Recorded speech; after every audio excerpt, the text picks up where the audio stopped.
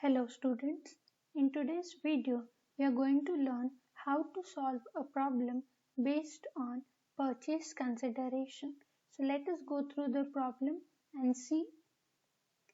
P Limited and S Limited have agreed to amalgamate a new company called PS Limited with a nominal capital of 50,000 shares of rupees 100 each is formed to take over the above companies on 31st March 2019.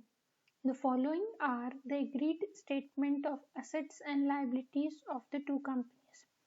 So here there are two companies, P Limited and S Limited, who are closing down their business, and a new company called PS Limited is started. Okay, so they have given you information regarding their assets and liabilities. So let us go through that. So under equity and liability, they have shareholders funds.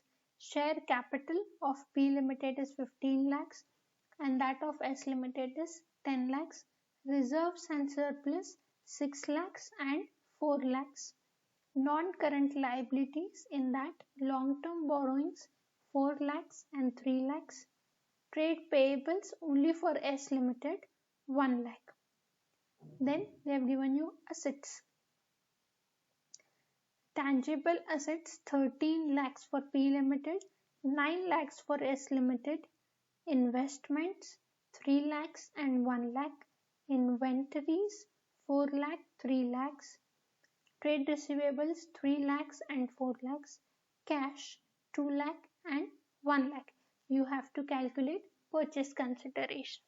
Now look at the problem. They have given us information about assets and liabilities. So we are going to make use of net assets method to calculate purchase consideration.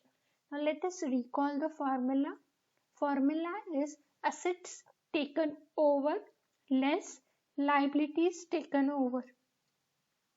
So here when I say assets, we have to consider all the assets except for fictitious assets.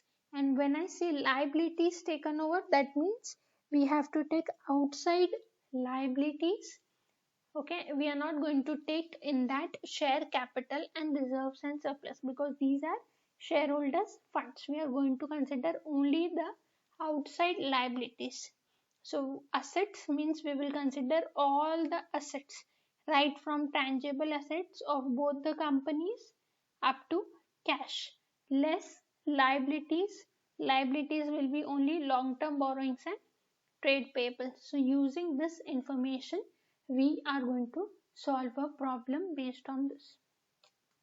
Okay, so let us start with the problem. So we have to write like the calculation of purchase consideration. We have to make three columns. One is for particulars, P Limited and S Limited. So first we will take assets taken over. From that we will minus liabilities. So tangible assets of P Limited are 13 lakhs. So let us write it down. And of S Limited it is 9 lakhs. Okay. Then next we have is non-current investment. Non-current investment, as you can see here, for P Limited it is 3 lakhs and for S Limited it is 1 lakh. Next we have is inventories. So inventories 4 lakhs and 3 lakhs for S Limited. Next we have is trade receivables 3 lakhs and 4 lakhs. So 3 lakhs and 4 lakhs. And last is cash 2 lakhs and 1 lakh. Okay, so we have taken all the assets here. So we have to make total of this both columns. So it will be 25 lakhs and 18 lakhs for S Limited.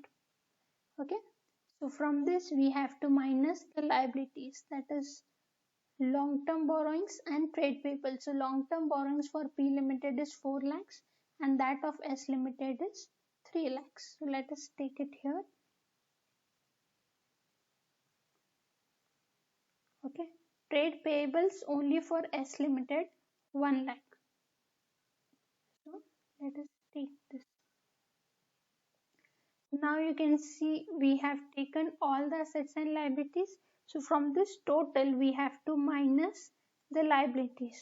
So the purchase consideration for P Limited will be 21 lakhs, and for S Limited it will be 14 lakhs. Yes, so this is how we are going to calculate purchase consideration under net assets method. Okay, you have to just analyze what is given in the problem, take things accordingly. So we have to consider first the assets except fictitious assets. From that we have to take only outside liabilities. So when you subtract the liabilities from the assets, you will get purchase consideration of both the companies. I hope this problem is clear for the students. Okay, thank you.